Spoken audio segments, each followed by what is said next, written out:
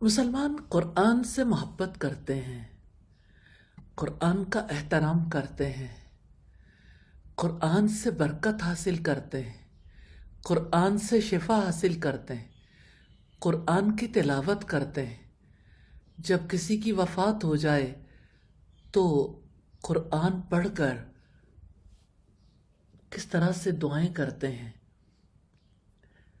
قرآن کی تلاوت، قرآن پڑھنا کتنا کم ہو گیا۔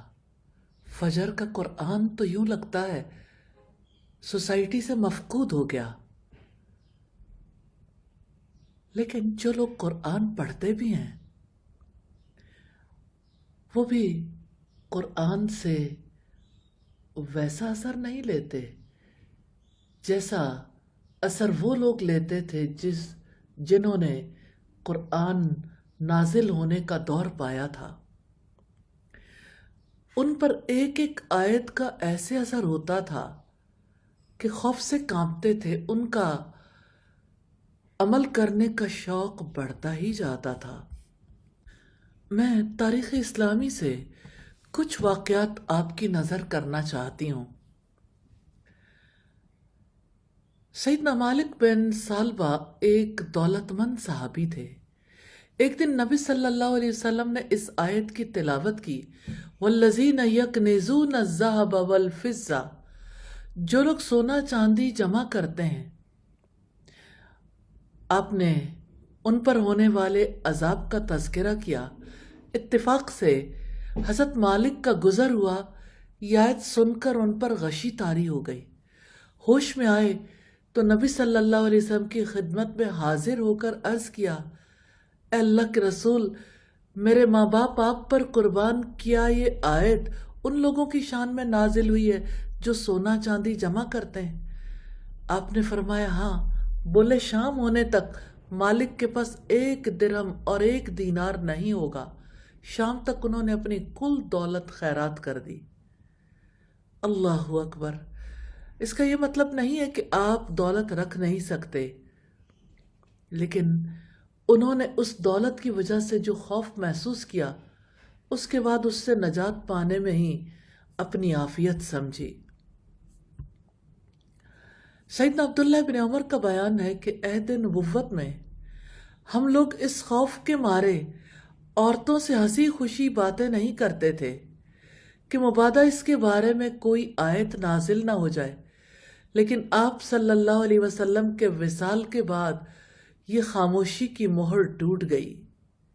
وہ اللہ تعالیٰ سے ہمیشہ ڈرنے والے لوگ تھے، قرآن پر عمل کرنے والے لوگ تھے، وہ بڑے عامل قرآن تھے۔ ایک بار سعد رضی اللہ تعالیٰ عنہ غزوہ بدر میں ایک تلوار لے کر رسول اللہ کی خدمت میں حاضر ہوئے اور کہا، آج دشمن کے خون سے اللہ تعالیٰ نے میرے کلیجے کو ٹھنڈا کیا ہے، اس لیے یہ تلوار مجھے عطا فرمائیے۔ آپ نے فرمایا یہ نہ تمہاری ہے نہ میری۔ وہ دل میں یہ کہتے ہوئے چلے گئے کہ یہ اس کو دی جائے گی جس نے مجھ جیسا مردانہ کام نہیں کیا ہے۔ تھوڑی دیر کے بعد آپ کا قاصد آیا، وہ گھبرائے کہ میری اس گفتگو پر کہیں کوئی آیت تو نازل نہیں ہوئی۔ آپ کی خدمت میں آئے تو آپ نے یہ آیت سنائی، یسألونک عن الانفال قل الانفال للہ والرسول، لوگ تم سے مال غنیمت کا حکم دریافت کرتے ہیں، کہہ دو مال غنیمت تو اللہ اور اس کے رسول کا ہے۔ اور فرمایا اللہ تعالیٰ نے یہ تلوار مجھ کو دی ہے مگر میں تمہیں دیتا ہوں۔ سبحان اللہ! ان کے سوالات تھے اور اللہ تعالیٰ کی طرف سے وحی نازل ہوتی تھی، اس لیے کہ وہ اللہ تعالیٰ سے محبت رکھتے تھے، اس لیے کہ وہ قرآن پر عمل پیرا تھے۔ قرآن پر عمل پیرا ہونے والوں کے پاؤں تلے سے زمین نکل جاتی تھی جب قرآن حکیم کی کوئی آیت ان کے سامنے آتی اور ان کا طرز عمل اس کے مطابق نہ ہوتا۔ زید بن اسلم سے روایت ہے کہ نبی صلی اللہ علیہ وسلم کسی سفر میں رات کے وقت چل رہے تھے اور سیدنا عمر آپ کے ساتھ تھے۔ سیدنا عمر نے آپ سے کچھ پوچھا، آپ نے انہیں جواب نہیں دیا، پھر پوچھا، پھر جواب نہیں دیا، پھر سیدنا عمر نے پوچھا، آپ نے کچھ جواب نہیں دیا۔ سیدنا عمر نے دل میں کہا، اے عمر تیری ماں تجھ پر روئے، تو نے نبی صلی اللہ علیہ وسلم سے 3 بار سوال کیا مگر آپ نے ایک بار بھی جواب نہیں دیا، شاید آپ ناراض ہو گئے۔ سیدنا عمر فرماتے ہیں، میں اپنے اونٹ کو ہٹا کر لوگوں سے آگے بڑھ گیا اور میں ڈر رہا تھا کہ کہیں میرے حق میں قرآن کا کوئی حکم نازل نہ ہو جائے۔ میں تھوڑی دیر بھی ٹھہرنے نہیں پایا تھا کہ میں نے سنا کہ کوئی مجھے پکار رہا ہے۔ میں ڈر گیا کہ کہیں میرے حق میں قرآن نہ اترا ہو۔ پھر میں نے رسول اللہ کے پاس آ کر آپ کو سلام کیا۔ آپ نے فرمایا، آج کی رات مجھ پر ایک سورت اتری ہے جو مجھے سب دنیا و ما فیہا سے زیادہ پسند ہے۔ پھر آپ نے انا فتحنا لک فتحا مبینا کی تلاوت کی۔ سیدہ عائشہ فرماتی کہ جب رسول اللہ کی وفات ہوئی اس وقت سیدنا ابو بکر مدینے کی بالائی جانب مقام سخ پر تھے، تو سیدنا عمر کھڑے ہو گئے، کہنے لگے، اللہ کی قسم نبی صلی اللہ علیہ وسلم کی وفات نہیں ہوئی۔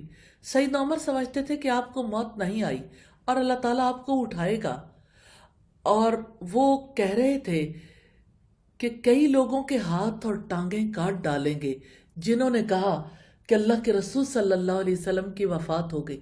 اتنے میں سیدنا ابو بکر بھی تشریف لائے، سیدھے نبی صلی اللہ علیہ وسلم کے حجرے میں تشریف لے گئے، آپ کے چہرے انور سے چادر ہٹائی، دیکھا کہ آپ وفات پا چکے ہیں، تو انہوں نے آپ کو بوسہ دیا اور فرمایا، میرے ماں باپ آپ پر قربان ہوں، آپ اپنی زندگی اور موت دونوں میں اچھے تھے۔ اس ذات کی قسم جس کے ہاتھ میں میری جان ہے، اللہ تعالیٰ آپ کو 2 دفعہ موت کبھی بھی نہیں دے گا، یعنی جو موت آپ پر لکھی ہوئی تھی وہ آ چکی، اب آپ فوت ہونے کے بعد زندہ ہو کر دوبارہ فوت نہیں ہوں گے۔ پھر سیدنا ابو بکر حجرے سے باہر نکل کر مسجد میں تشریف لائے اور فرمایا، اے قسمیں کھانے والے شخص، یعنی حضرت عمر سے کہا، ٹھہر جاؤ۔ پھر جب سیدنا ابو بکر نے خطبہ دیا تو عمر خاموش ہو کر بیٹھ گئے۔ سیدنا ابو بکر نے اللہ کی حمد و ثنا بیان کی اور فرمایا، الا من کان یعبد محمدا فإن محمدا قد مات ومن کان یعبد اللہ فإن اللہ حی لا یموت۔ تم میں سے جو شخص محمد صلی اللہ علیہ وسلم کی عبادت کیا کرتا تھا اسے جان لینا چاہیے کہ محمد صلی اللہ علیہ وسلم وفات پا چکے ہیں، لیکن جو شخص اللہ تعالیٰ کی عبادت کیا کرتا تھا تو اسے جان لینا چاہیے کہ اللہ تعالیٰ زندہ ہے، وہ کبھی مرے گا نہیں۔ پھر یہ آیات تلاوت کی، انک میت وانہم میتون، اے محمد آپ بھی فوت ہوں گے اور یہ لوگ بھی۔ وما محمد الا رسول قد خلت من قبلہ الرسل افإن مات او قتل انقلبتم على اعقابکم ومن ينقلب على عقبیہ فلن یضر اللہ شیئا وسیجزی اللہ الشاکرین۔ اور محمد تو صرف اللہ تعالیٰ کے پیغمبر ہیں، ان سے پہلے بھی بہت پیغمبر ہو کر گزرے ہیں، بھلا اگر وہ وفات پا جائیں یا قتل کر دیے جائیں تو آپ الٹے پاؤں پھر جاؤ گے، یعنی مرتد ہو جاؤ گے، اور جو الٹے پاؤں پھر جائے گا تو اللہ تعالیٰ کا کچھ نقصان نہیں کر سکے گا، اور اللہ تعالیٰ شکر گزاروں کو بڑا ثواب دے گا۔ لوگ سیدنا ابو بکر کا خطاب سن کر پھوٹ پھوٹ کر رونے لگے۔ سیدنا عمر کا بیان ہے، جب میں نے ابو بکر سے اس آیت کو سنا تو میرے پاؤں کے نیچے سے زمین نکل گئی، میں زمین پر گر پڑا۔ جب آپ کی وفات کا یقین ہو گیا تو انصار ثقیفہ بنو سعدہ میں سعد بن عبادہ کے پاس جمع ہو گئے اور کہنے لگے، ایک امیر ہم انصار میں سے ہوگا، ایک تم مہاجرین میں سے ہوگا۔